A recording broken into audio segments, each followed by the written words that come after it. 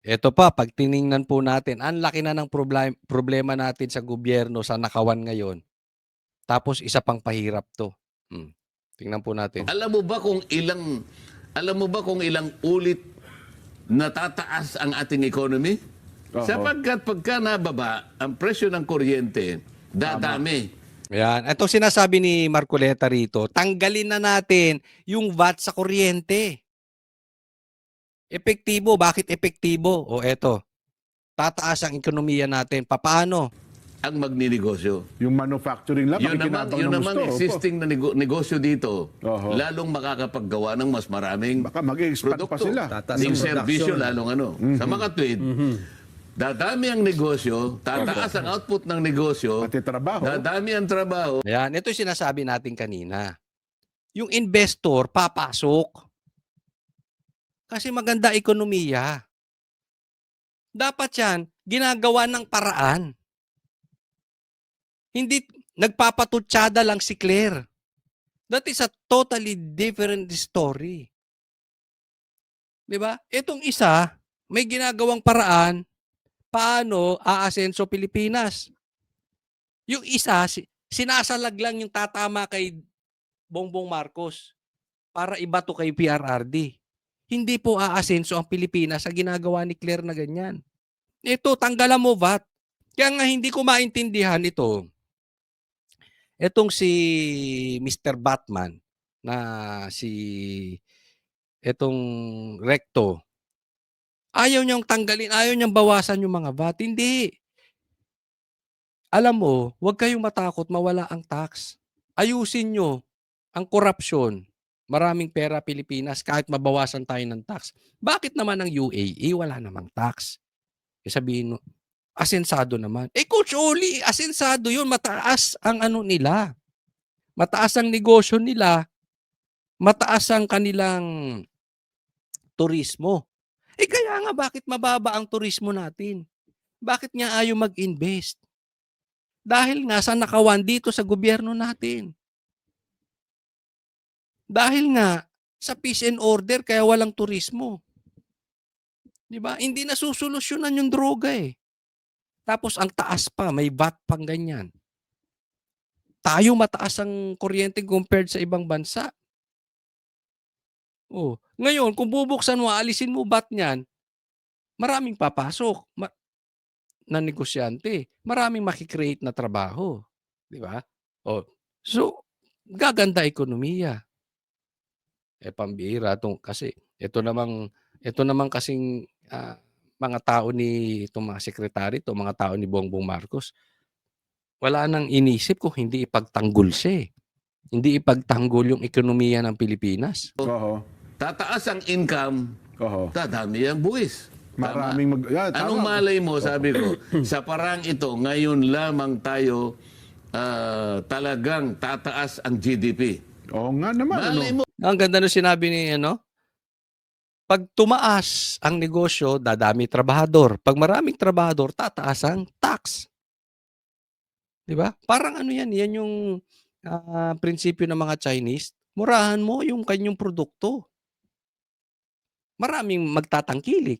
Pag maraming tangkilik, lamang ka pa doon sa mamahalin na produkto na nilalangaw naman. Ganyan ang nangyayari sa Pilipinas. kapag ginawa natin 10% ang growth ng GDP natin, Oho. kahit kailan hindi pa tayo umabot ng 9%. 8% hindi pa tayo umabot. Yes po. Pinakamataas panahon ni President Digong, 7%. 7%. Oh, grabe, di ba? Panahon pa ni Digong. Ano kaya nangyari dito kay Bongbong Marcos? Pambira. Oho. Oh. Kaya paano kung gano'n ang argumento? Naisip nyo ba? Nakwento nyo ba? Na-simulate nyo ba? Oo nga. Hindi, alam mo, hindi isipin ni Recto yan. Basta si Recto, huwag nyong gagalawin tong tax. Huwag nyong babawasan. Huwag nyong aalisin. Akin yang bat. Hindi sila makikinig sa paliwanag. Alam mo, sasabihin lang sa'yo ni Recto, huwag nyo kaming utusan. Di ba? Yan ang mga trabahador ng Pilipino. Sekretary. Pasahod kayo ng gobyerno, animal. Tas huwag kayong utusan. naman, ano, kung Siga. doon lang mangyayari. Kasi ang mangyayari ron, bababa ang production cost. Oho. Ba, magiging Magiging competitive tayo sa mga katabi nating bansa. Di ba? yun naman ang nakalagay sa EPIRA. Oho. Hindi ba? Oh, yes po. Sabi niya, transparent and reasonable price of electricity Oh. within a regime of fair and true competition. Oho. Yun ang sinasabi. Ayun. So that our products kanya will be competitive in the world market. Iyon, opo. Nasa EPIRA. Ayun pala.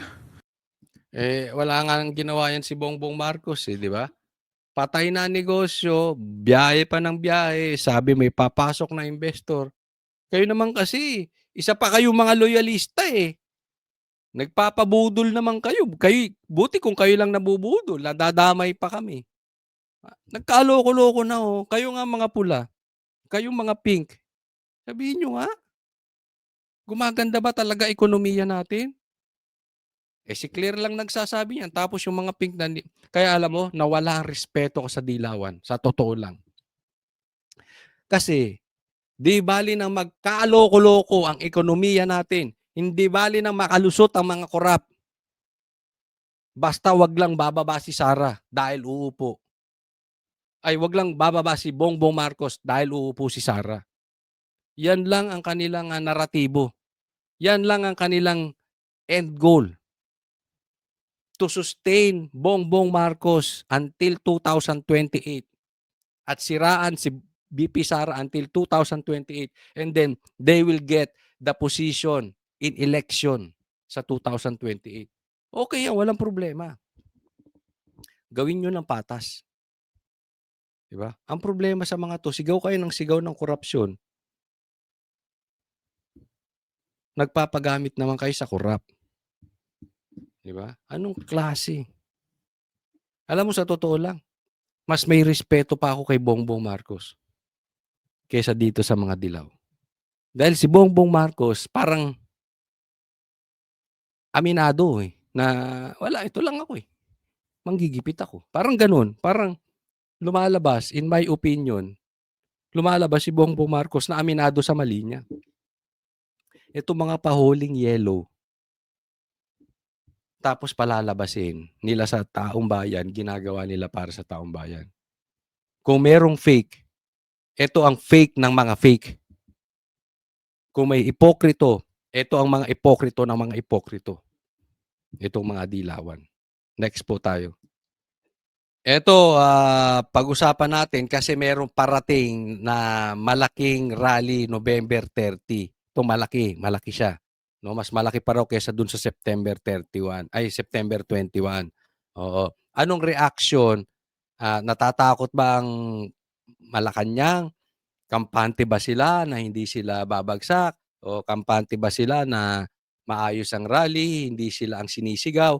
O kinakabahan na? Kasi yung may mga lehitimo na agenda against corruption. Ayan. So, lehitimo. Legit. Tunay na rally na against corruption. Sino to? Sino pinaparinggan niya? Hindi nila gusto na matanggal ang Pangulo. Ayo. Pink lawan. Di ba? Yan na yung drama nung rally. Kaya sabi ko, lintik na rally yan. Peke ang rally. Kaya nagpunta ako doon. Wala akong pakialam. Sigaw ko Marcos resign. Lagay ako. Bakit? Nag-rally ka pa, anti-corruption ka. Sino itinuturo mong corrupt?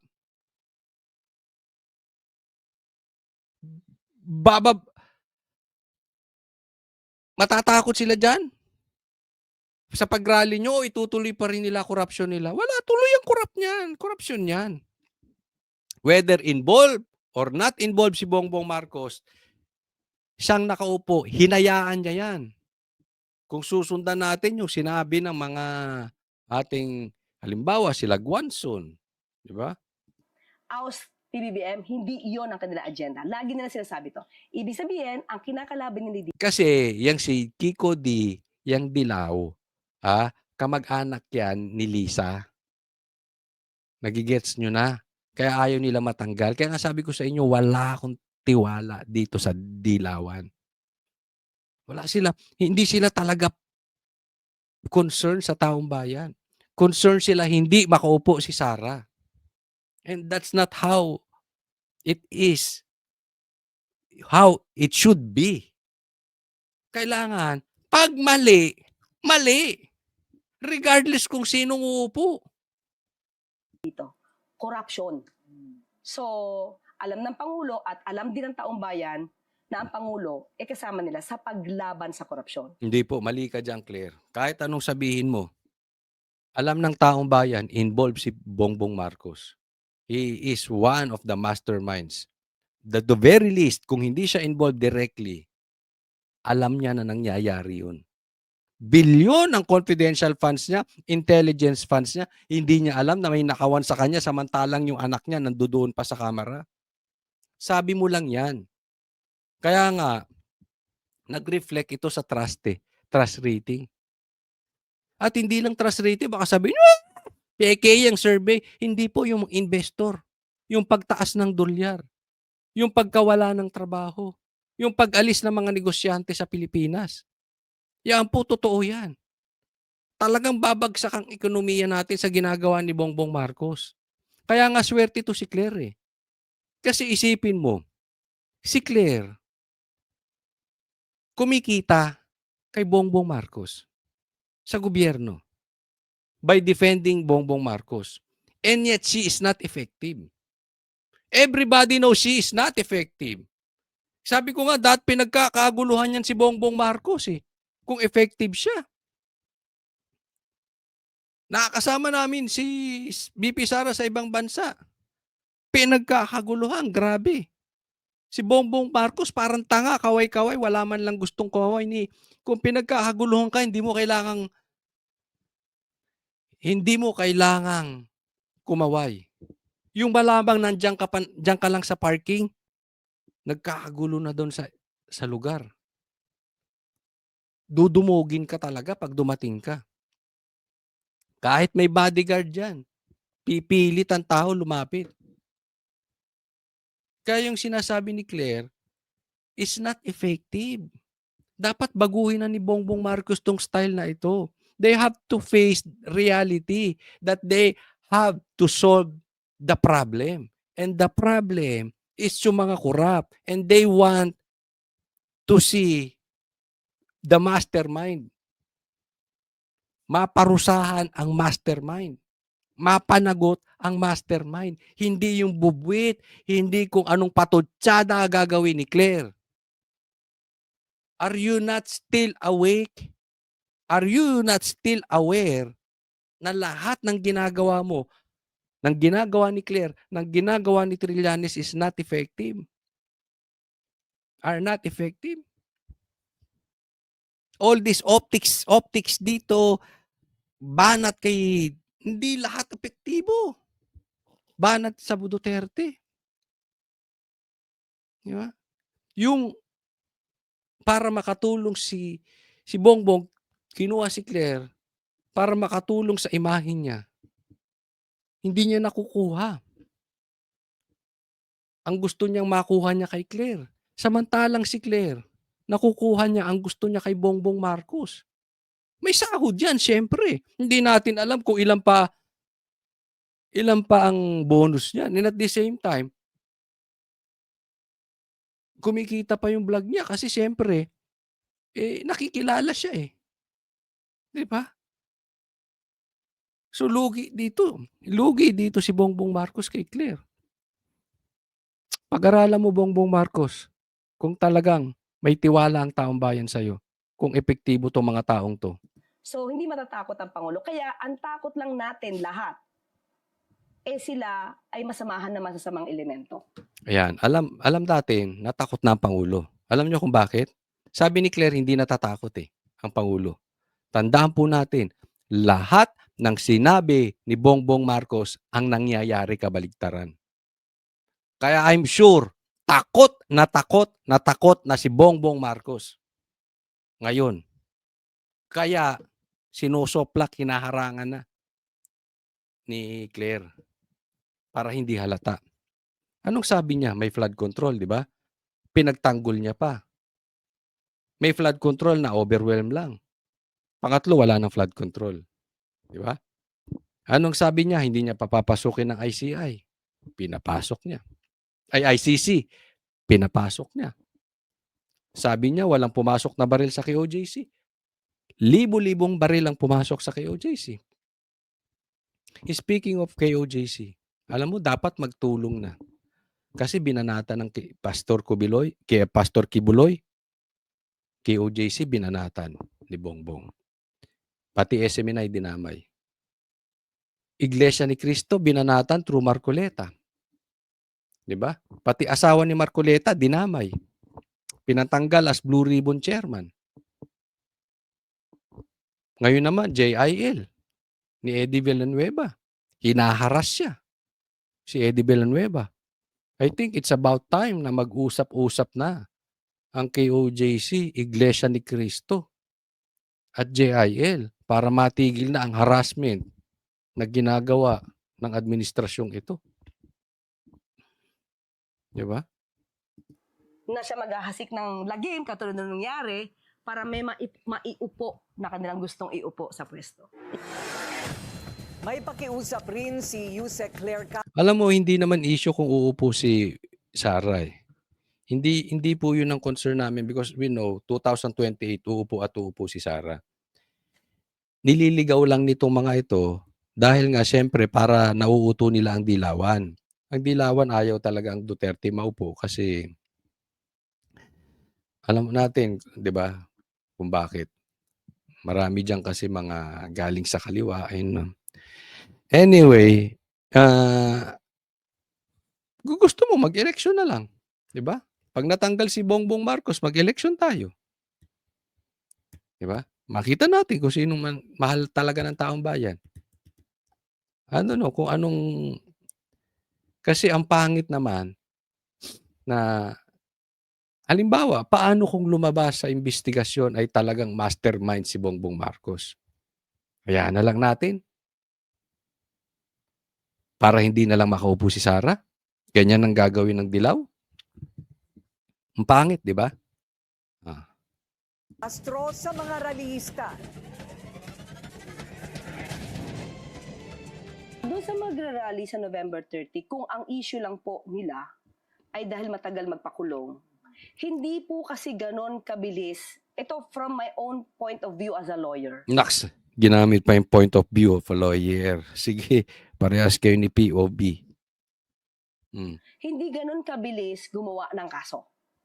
Gagawa ka ng kaso, may susulat ka, pero hindi kompleto yung ebidensya. Ano magiging resulta nito? Alam mo, Claire, huwag mong kaming iligaw. Okay, alam namin matagal yung kaso. Ang importante, huwag nyo nang pigilan yung investigasyon. Halimbawa, sa Senate, tuloy na ang investigasyon. Dapat i-encourage ni Bongbong Marcos, ituloy ng Senate yung investigasyon. Dapat i-encourage ni Bongbong, pati sa Kamara, ituloy din ang investigasyon. Diba? At pati ang ICI, i-live ang investigasyon. Diba? Yung taong bayan, kung nakikita talaga na ang gobyerno ay seryoso, matumbok ang mastermind na without delay, kahit wala ka agad mapakulong. Wag nyo munang gawing excuse yung pakulong. Tuloy-tuloy lang imbestiga. Paano preno ng preno? Promeno na agad ang ang Kamara. Pinapreno ang Senate. Yung ICI ayaw mag-live. Wala na nag-iimbestiga ngayon. Sino nag-iimbestiga? Ombudsman. Ano nga asahan mo sa ombudsman? Di kasalanan ng Duterte. You think naniniwala ang taong bayan doon? Hindi. Hindi effective yung ginagawa nyo, Claire. Gumising nga kayo sa katotohanan. Kaya nga sabi natin, kailangan alam ng taong bayan, seryoso kayo. Ang tumbok, mastermind. Mastermind, mastermind, mastermind. Lumayo ka dyan. Kahit anong dakdak at depensa gawin mo, ang taong bayan hindi babalik ang tiwala. Parang drug test yan eh. May duda na ang taong bayan sa pagiging addict ni Bongbong. Kahit anong depensa gawin mo, pag hindi nagpa-drug test si Bongbong Marcos, yan ang iisipin ng taong bayan, addict si Bongbong. Hindi mo sila masisisi. 'Di ba? Kahit anong sabihin mo diyan. Kahit magpa-English ka, gumamit ka pa lahat ng legal terms. Magmukha kang genius. magiging resulta nito? Baka pag na-dismiss, lalo kayo mag-rally, sabihin nyo, nilakad yung kaso. Doon sa mga magra-rally sa November 13, nadinig na po tayo ng Pangulo. Lahat po tayo dito. Ayaw po natin ng korupsyon. Nadinig na po tayo. Hindi pa kaya mas maganda na lahat na lang tayo magtulong-tulungan para iangat na ngayon yung ekonomiya habang busy na po ang ICI sa pag-iimbestiga? Hindi nga gano'n eh. Tingnan mo, yung sa pananalita mo, inaawat mo na naman na huwag mapunta sa mastermind. Isipin, gusto ng taong bayan, magtulungan na lang tayo pagtaas na ekonomiya, tapos ICI ang mag-imbestiga. Wala nga pangilang ICI. Ni hindi nga kaya mag-live. So pumayag na lang kami kung anong naging resulta ng sasabihin ng ICI, ganon. Ano iisipin ng taong bayan? Dinilayo nyo sa mastermind na naman. Di ba? Ay, naku, kakaklear. Oh. Dagdag ni Castro, bukas ang administrasyon sa panukalang magbuo ng Independent People's Commission na mag-iimbestiga sa mga infrastructure project ng gobyerno. Ayan ka na naman, maggagawa na naman kayong grupo mag-iimbestiga, tapos secret investigation na naman. Kahit magtayo kayo ng bilyon na investigador kung secret, walang maniniwala dyan. Lalo na kung makakatulong ito sa ICI na binuo ng Pangulo. Manatiling nakatutok Next sa po. bilyon. Ito po, gusto kong bigyan ng komentaryo. No? So, sabi ni Boying, I assure the general public na hindi natin gagawin yun. Ang alin? We will not weaponize this office for political purposes. So, yung pagiging ombudsman niya, yung ahensya, yung institusyon ng ombudsman, hindi gagamitin para kalabanin ng Duterte o kalabanin ng patungkol sa politika. Anong ginawa mo kay kay Villanueva? Dismiss na pala yung kaso, siniraan mo na sa publiko. Ganyan nga ginawa nyo kay Bantag eh. 'Di ba? Ayun yung sinasabi ko sa inyo. Hindi pa napapatunayan ng korte, sinabi mo, guilty na. Ginawa niyo kung kani-kanino, pambihira kayo. Si PRRD ginawa niyong guilty, pinadala niyo ron. Hindi dumaan sa due process natin. 'Di ba? Sinong gusto mong imbestigahan yung confidential funds ni BP Sara? Habang talamak ang ghost projects. Tapos sasabihin mo, hindi mo weaponized. Are you kidding us? Ay, lintikan, puro panggagago itong ginagawa. Ginagawa niyo talagang bobo ang mga Pilipino. Nasira mo na imahe ni dismiss na pala. Tapos you don't have even the balls na mag-apologize. Ituturo mo pa kasalanan ni Villanueva kasi hindi niya pinost sa Facebook. Pambihira anak ng titing tong mga to. Oh. Kaya ito naman ang sabi nung dating ombudsman si Martires. Kaya hindi ako nagsasalita dahil wala akong karapatan sirain ang kanilang future. Kasi sabi, secret daw eh. Secret yung decision. Hindi naman secret. Ipinasok yun sa journal. Hindi lang nagre-research itong bagong ombudsman. Para sa kanya kasi siguro, kailangan laging nagpapa-presscon. No, the most presscon man na secretary, ito si Boying Rimulya. Ganun ang gusto nyong style eh. Dapat ina-announce lahat. Hindi yung sistema kung ano yung ginagawa, ipinapasok sa journal. Bakit? Kasi nga, hindi dapat sinisiraan. Wala siyang karapatan. Yun nga, Martires, ang gusto ni Boying. Sirain mo si Villanueva. Ba't di mo kasi sinira? Pati ikaw iimbestigahan pa, oh. Nakita niyo yung pagkakaiba nung former at saka nung bagong ombudsman. Yung isa, sensitive na hindi makasira sa taong lalo na kung wala naman talagang kaso. Ito, Si Boying, dismiss na, sisirain pa rin. Nakita nyo na yung kanilang media play? Nakita nyo yung ginagawa nilang trial by publicity?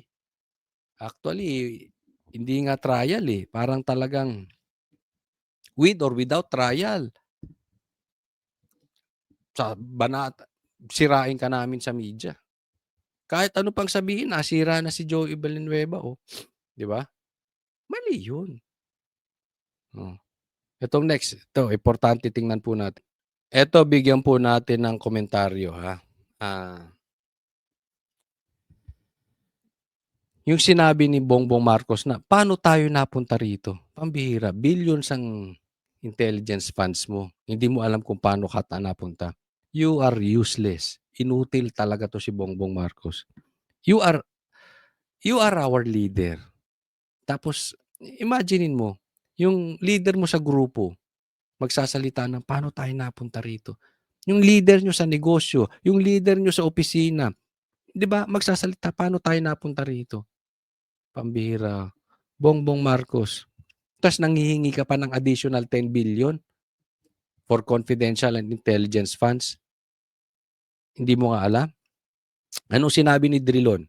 Ito this is reality.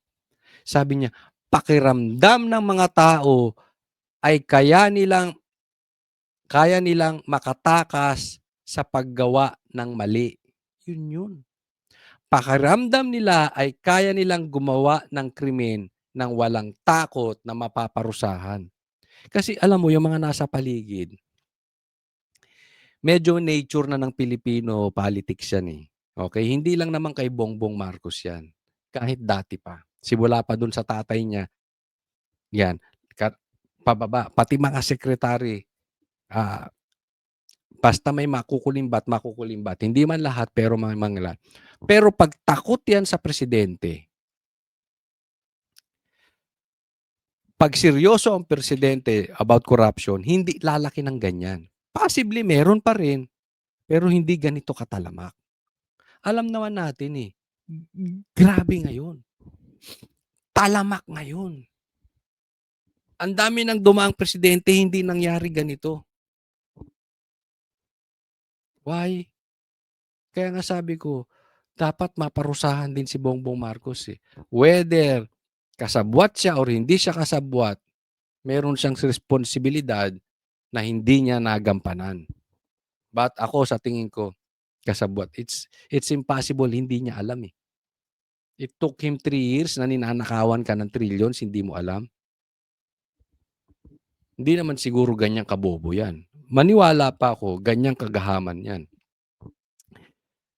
Ano yung sinabi ni Guanzon? Malawak ang korupsyon dahil pinayagan ito ni BBM. Yan yung sinasabi natin. Pinayagan niya. So, dapat managot din si Bongbong Marcos. Ang mga tao sa paligid niya ay mga crony. Sabihin na natin ang totoo. Mahina si BBM bilang Pangulo. Dilawan po ito Kaya nga tumaas ang respeto ko dito kay Guanzon. Isipin mo, dilawan. Pero focus siya doon sa korap. Hindi yung may korupsyon ngayon, ang focus na kay Sara. Paano hindi makakaupo? Di ba ang gago nung ibang dilaw? Ito si Guanzon, ibang klase. Pampagana, gagalitin ko muna kayo mga kababayan ko. Ito na, yung idol ng mga dilawan. Idol ng mga pinklawan. Ito paborito nilang attack dog. Ito, dito, bilib na bilib sila dito kung anong sinabi ni Trillanes. Kailangan sumunod ang pinklawan at saka mga, ito, dilawan. Okay, sige, pasok. Anong kalokohan niyang Corina Trillanes, yung pag-uusapan nyo? Balita ko meron pa daw kayong hindi pa inilalabas. Merong mag-file, not necessarily ako, tungkol kay Ayan. Teka muna ha. Matindi Corina Talagang binigyan mo pa ng ng access to si Trillanes Ulit.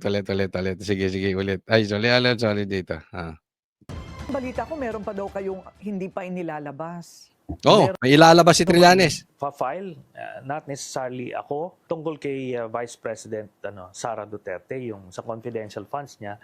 At yun na ang magiging daan para makuha yung mga bank accounts ni Sara. Pag nakita yon, makikita yung dividendo nila from the drug lords. Namin sinasabi ko noon pa, sila magkakapatid, binibigyan sila every 6 months. Ayun, meron na naman siya. So, di ba, naalala nyo, ang dami ng sinasabi nito si Trillanes patungkol doon sa na suportado daw ng mga drug lords sa mga Duterte, but until now, wala pa naman siya nalalabas na ebidensya. Ngayon daw may maglalabas ng ebidensya. Grabe si Trillanes, may pasabog ah. Vlogger na vlogger ang datingan mo, Trillanes ah. Meron kang itim na puwet. Meron ka ring itim na puwet, meron kang itim na bubuwet. Nagsusupply sa'yo ng mga pasabog. Ba't hindi ka na lang kaya mag-vlogger, Trillanes? Total, hindi ka na pwede sa politika. Hindi ka na nga rin talaga nila pinagkakatiwalaan, no? O, eto raw. Meron daw bilyon bilyon ng mga Duterte. No, sinusuplayan ng drugs. So, kasi ang Duterte, hindi nila gibain nyo na sa lahat ng pagkakataon, pero hindi nila magiba-giba talaga patungkol sa droga at saka dito sa korupsyon. So diyan nagtutuon ngayon si Trillanes, hitting two birds in one stone. Oh, may involved na sa droga Duterte, involved pa sa corruption dahil 'di ba? Pinapalusutan nila itong mga drug lords. So ayan. Okay? So nasa sa inyo na 'yan. Okay? Kung kayo ay gullible at kung kayo ay naniniwala pa kay Trillanes, malamang-lamang pinklawang ka. Ha? Oo. Sige, pagbutihin nyo yan. Kasi pag hindi nyo pinagbuti yan, baka mawala sa sirkulasyon. Mawala ka sa sirkulasyon, makaupo si BP Sara. Yan ang game plan nila. Hindi makaupo si BP Sara. Takot na takot to di ba? Meron siya meron siya mga interview na delikado daw sila pag si BP Sara nakaupo. Tapos, meron pa sila makikitang iba dyan. Oh. May kita nila kung gaano kalaki ang pera na ninakaw ng nila Sara Duterte kasama si Mans Carpio. So may pangalawa pang pasabog, may mga ninakaw pa. Ayan, 'di ba? Ang galing, no? 'Di ba? May kakilala kayong vlogger na ganyan, pasabog-pasabog. Vlogger na vlogger ito. Sige. Alam mo, maganda yung sinasabi mo, Trillanes. Basta totoo. Baka mamaya, trial by publicity lang yan. Sisiraan. Kasi para masiraan ng Duterte, pero hindi naman lumalabas yung ebidensya. We are waiting. Tiktikan natin to si Trillanes. And we're talking about billions. Malaki na yan. Billion. Hindi na biro yan. Billions yan. So, dapat may ebidensya ka na dyan. Isang katutak na ebidensya mo dyan. Andako. Bilyon ang ninakaw, wala kang makukuhang ebidensya. Katarantaduhan po yun. So, abangan natin. It's not just the 160 million It's not. confidential fund. Hindi na yung 160. Kasi, di ba, doon nila pinaikot-ikot 160 million kasi confidential funds si BP Sara. Hindi nila maata-atake yan. Kasi si Bongbong Marcos sa laki-laki ng confidential funds. Mamaya, i-discuss po natin yan. And at the same time, naglakihan po ang mga sumabog na anomalya ngayong gobyerno na ito. So, kailangan itaas nila dahil isipin mo, inisilip nyo 160 million na confidential funds. Ang nakawan ngayon, trillion, hindi ang layo. Magmumukha kayong tanga. Magmumukhang hindi ka panipaniwala. So, kailangan taasan mo rin. Medyo dumikit sa trillion. Kung hindi man umabot sa trillion, kailangan may billion. Yan na daw ang pera ng mga Duterte. Billion. Billions ito. Billions. Ano po mangyayari ito? Pagka na-file na nila, so the Ombudsman, through the Memorandum of Agreement with AMLAC, pwede nila makuha lahat yun. Ito mo, sabi, kailan mangyayari yon? Hindi mo naman sinagot, animal. Yan ang sinasabi ko. Trial by publicity na naman tayo na ito ulit. Kailan mangyayari yon? Pagka na-file na nila, so the Ombudsman, through the Memorandum of Agreement with AMLAC, pwede nila makuha lahat yun. Ayun. Dumami, naging active si Trillanes no, naging ombudsman si ang grabe, no? Medyo kakaiba talaga ang posisyon ni Boying Rimulya. Maraming naging aktibo dito sa mga kalaban ni Bongbong Marcos na mga Duterte. O syempre, padadaanin nila kay Boying. Pag dumaan niyan kay Boying, alam mo naman ang sasabihin niyan, di ba? Kasi hindi pwedeng parusahan ng ombudsman ang impeachable officer. Halimbawa, presidente, vice president, hindi mo pwedeng patanggal yan, senador, congressman. Ang magagawa lang niyang ombudsman, siraan. Di ba? Kasi pag ginipit mo ng ginipit yan, katulad ng ginagawa ni Boying kay Villanueva, di ba? Hinaharas. O, di ba? So, alam niyang hindi niya pwedeng galawin ang impeachable officer. Di ba? So, anong gagawin mo? Siraan mo na lang. Siraan mo sa publiko. Ganyan lang eh. Hindi natin kayang pilipitin ang leeg na itong mga senador na to. Siraan sa publiko. Iligaw natin ang usapin ng ghost projects. Sinong gusto mong siraan? Siyempre, mga senador. Dahil pag siniraan mo yung congressman, walang masyadong TV mileage eh. Diba? May mga congressman na hindi naman talaga ganun kakilala eh. Pero pag senador ang binanatan mo, malilihis na naman ang istorya doon sa ghost projects. Kaya ganyan ang ginagawa nila, binabanatan nila ng binabanatan. Oo. So, harassment lang. Ayan, tapos mag-a-active na. So, demanda lang kayo ng demanda sa kay ombudsman. Alam mo naman si Boying, di ba? Tuta yan. Ikaw na mag-isip kung kanino tuta yan, di ba? But anyway, eto na naman si Trillanes, hindi na naman niya sinagot. Kailan mangyayari yan? Hindi niya sinagot ng diretso. Wala siyang binigay. Basta may magfa-file. Baka kwentuhan na naman ito. Itong pasabog ni Trillanes. So, tingnan natin kung mayroon pa bang naniniwala sa mga taong to. Next po, pag-usapan natin to. Ito, pag-usapan natin itong binanggit ni Harold Duterte. Congressman Harold Duterte, shout out po sa iyo. Kaibigan natin ito, nakasama rin natin to sa Davao tsaka dito, no? So, may mga bonding moments kami nito. Ito sinabi ni Congressman Harold Duterte ng PPP party list. No, sabi niya, 37 billion confidential funds ni Bongbong Marcos. Marcos admins confidential intelligence funds. 27 billion na since naging presidente si Bongbong Marcos. 27 billion na po. Ang pinag-uusapan lang kay BP Sara ay 150 million. 27 billion compared sa 150 million. Nasisiraan na ba kayo ng bait? Tapos ang sinisilip si Sara, samantalang si Bongbong Marcos, wala namang nangyayari doon sa confidential. Wala. Baka siguro may confidential flood control, meron. Pero yung intelligence, wala talagang nangyari dito kay Bongbong. At hindi pa natapos doon. Humihingi pa ng another 10 billion. Di ba? Kaya nga sabi ko sa inyo, tinaasan ngayon ni Trillanes para hindi sila magmukhang mabaho. Diba? 150 million lang kay BP Sara, tapos billion-billion ang confidential funds nitong si Marcos, tapos trillion ang ninanakaw sa flood control. Di ba? Para medyo dumikit, binabanggit ngayon, may corruption din si BP Sara na pasasabugin ni Trillanes na billion. So ito yan, tinatapat niyan dito. Ang kapal ng mukha mo, Bongbong Marcos, hindi ka pa nakontento sa 27 billion. Kailangan mo pa ng 10 billion. Saan mo gagamitin yan? Kahit wala ka talagang intelligence, hindi kakasya sa utak mo yung 37 billion. Hindi, no? Kaya nga po, ang sinasabi dito ni Congressman Duterte, hindi po ito patungkol lamang.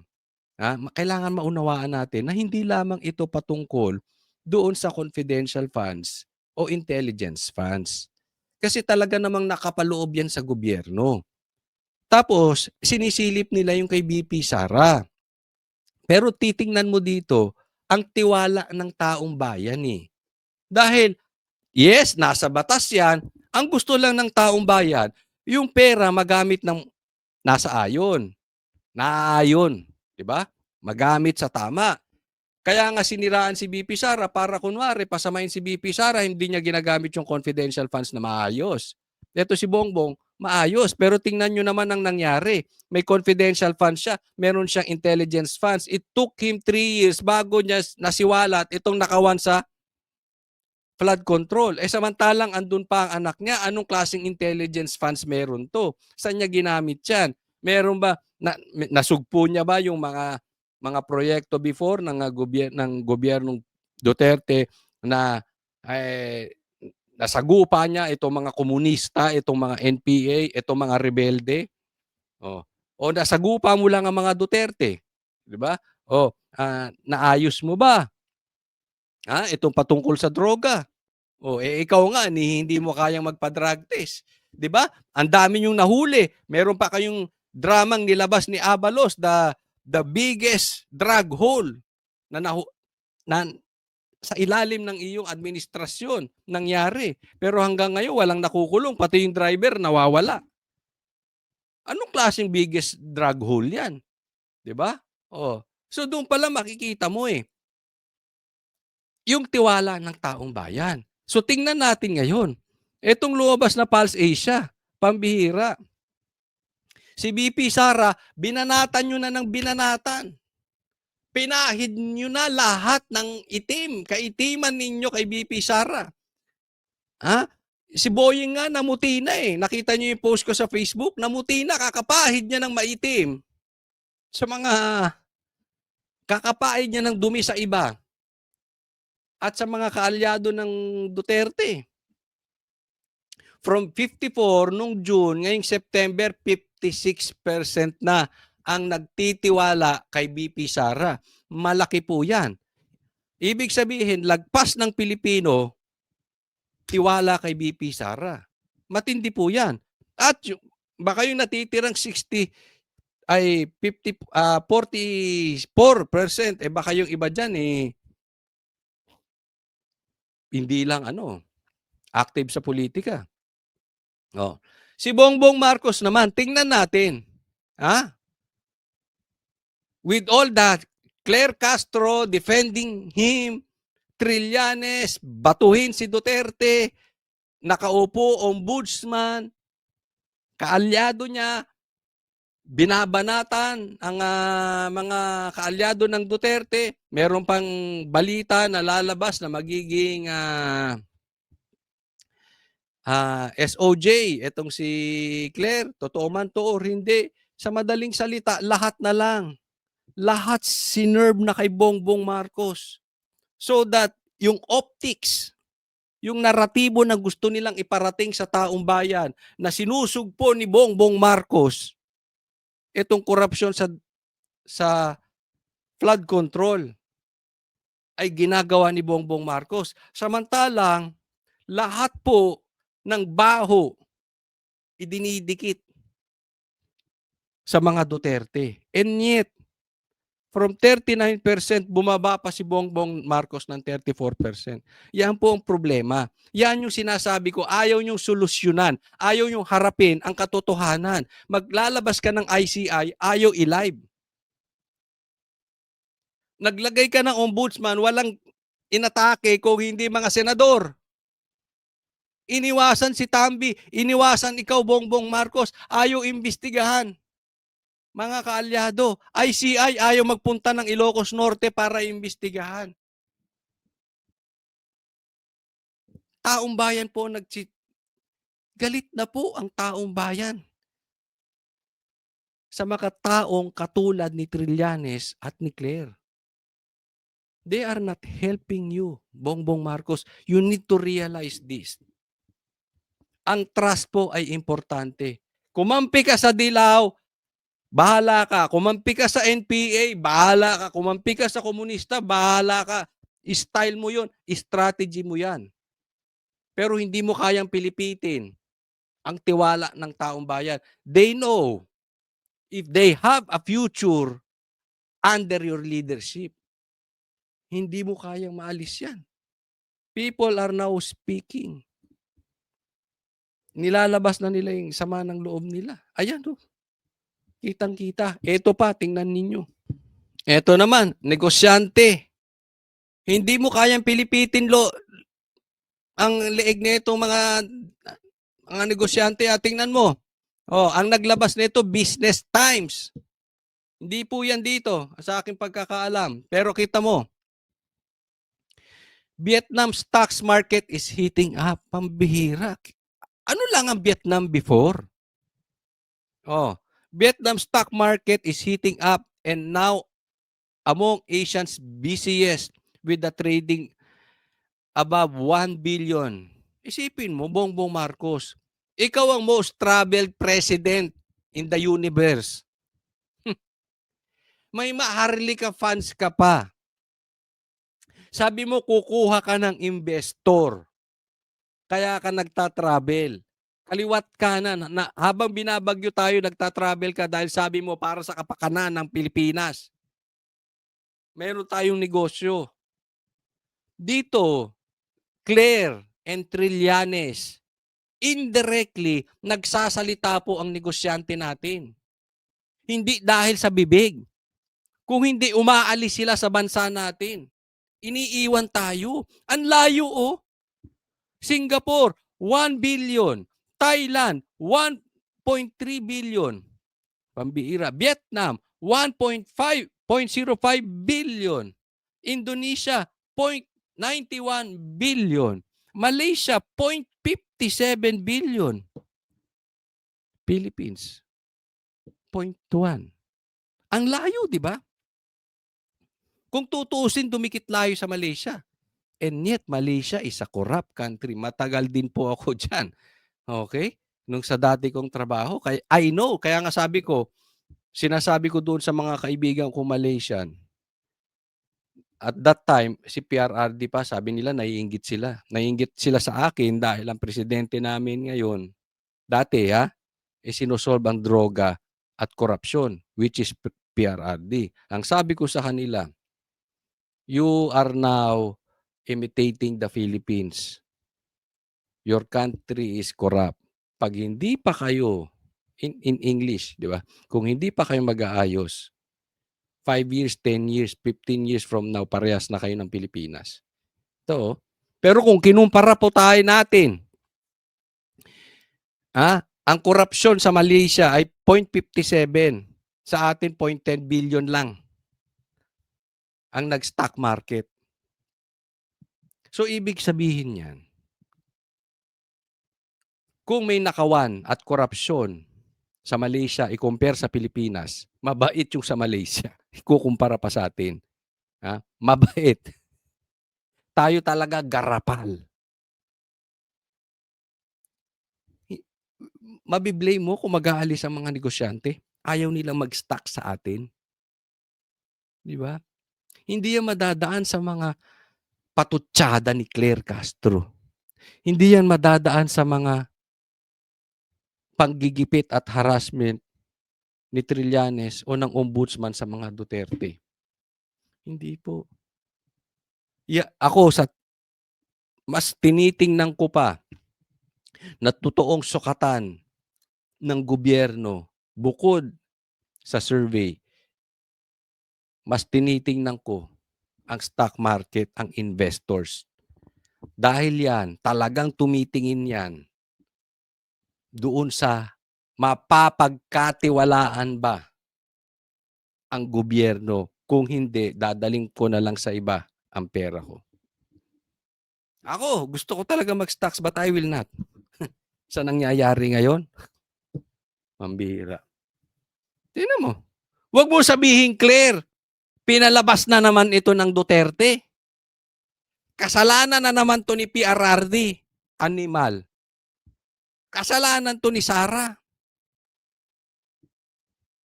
Asan yung mga investors mo, Bongbong Marcos? Asan? Show us yung na-create ng trabaho nung paglabas-labas mo ng bansa. Wala kang na-create na trabaho. Sa katunayan, mas marami pang nawawalan ng trabaho. Kaya bagsak ang ekonomiya eh. Hindi nyo na kami madadaan sa drama-drama nyo. Hindi nyo na kami madadaan dyan sa mga optics nyo. Mga spin ninyo dyan sa media. Pati negosyante, nagsasalita na. Tingnan nyo tong next. O, ito pa. Pag-usapan na natin ang ekonomiya ng Pilipinas. O, etong nasa yung pinost ni Congressman Kiko Barsaga. Yung kalahati, ako nag-post. Pero basahin muna natin tong kay Kiko Barsaga.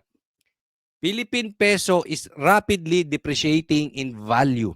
Should we switch to US dollars as our currency while the Philippine peso is unstable? Magpapalitan talaga. Ang taas po ng dolyar ngayon, 58.21 na. Tingnan nyo lang, nung September 22, 56.84 lang ang dolyar. Ito yung after the rally, di ba? After the rally, medyo okay. Before the rally, medyo okay pa. Pero after the rally, wala na. Yung mga Pilipino, baka ibenta na nila yung mga peso nila to dollar.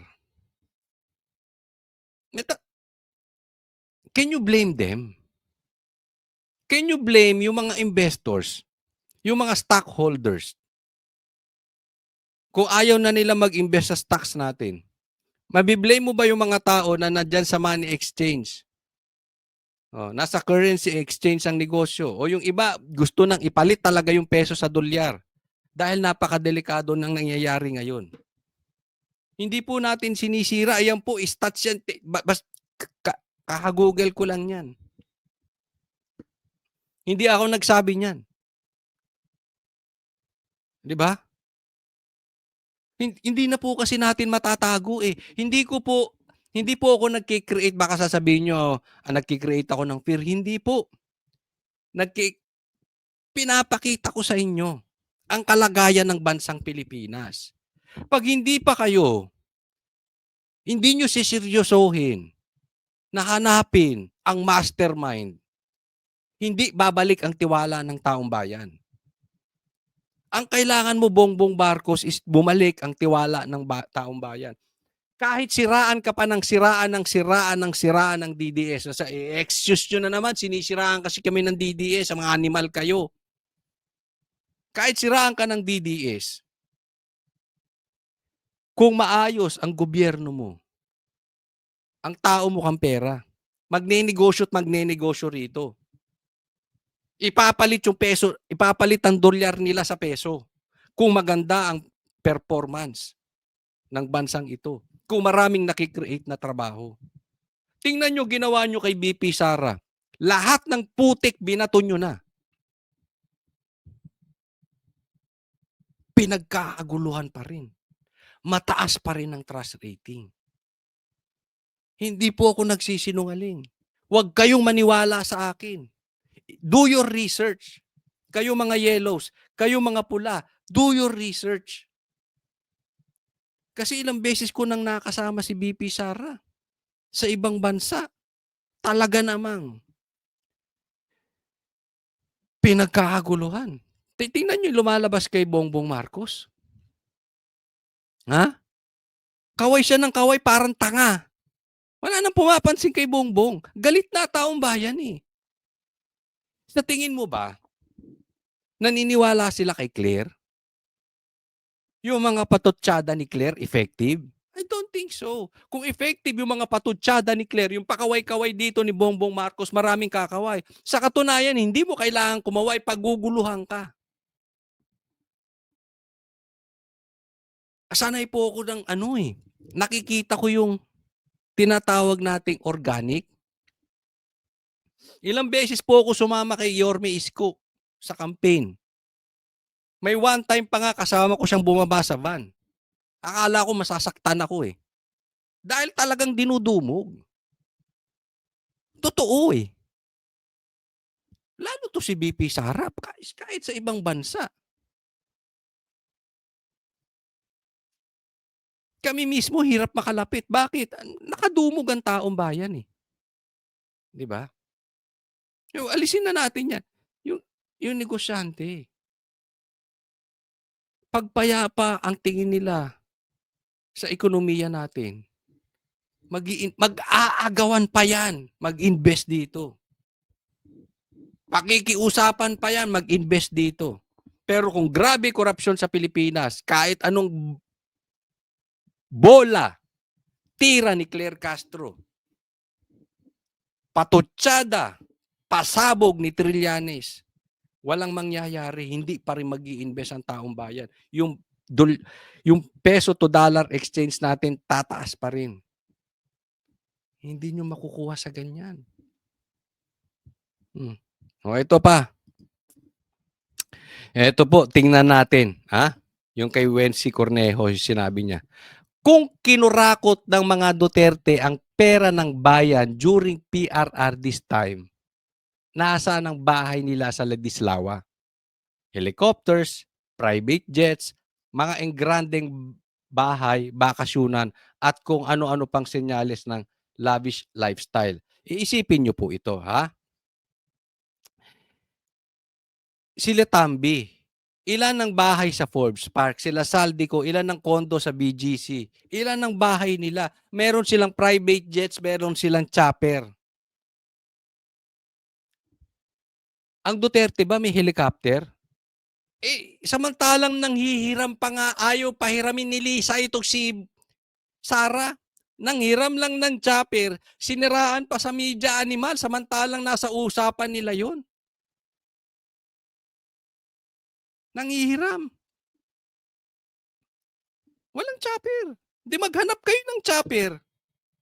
Then, saka natin pag-usapan. Kurakot ba ang Duterte? Hanapan nyo ng private jet ang Duterte. Hanapan nyo ng 10 bahay sa Forbes Park. Ang dali namang makita yun eh. Di ba?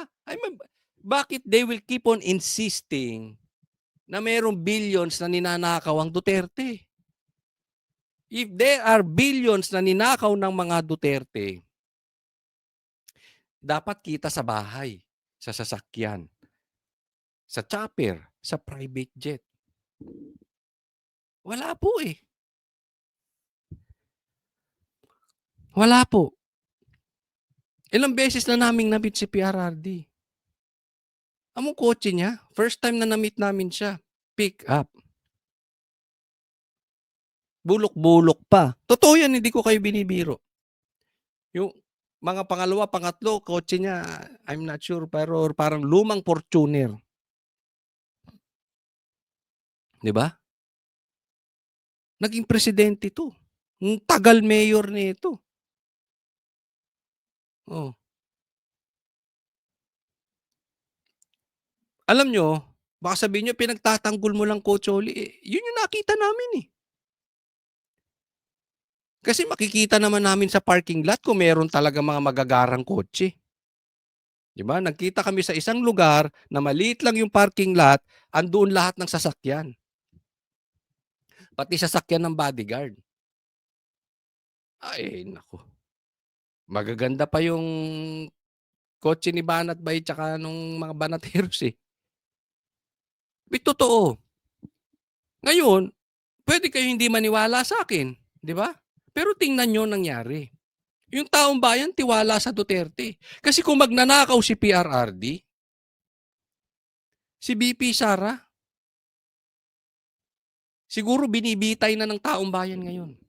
Isipin mo yung sobrang pagmamahal ng taong bayan kay PRRD. Nag-overflow, nakinabang si BP Sara. I'm sorry BP Sara, but I know this is your accomplishment also, but may BP Sara because of PRRD. Even nga si Bongbong Marcos nakinabang sa pagmamahal ng taong bayan kay PRRD. Hindi naman magiging presidente ito kung hindi mahal ng taong bayan si PRRD.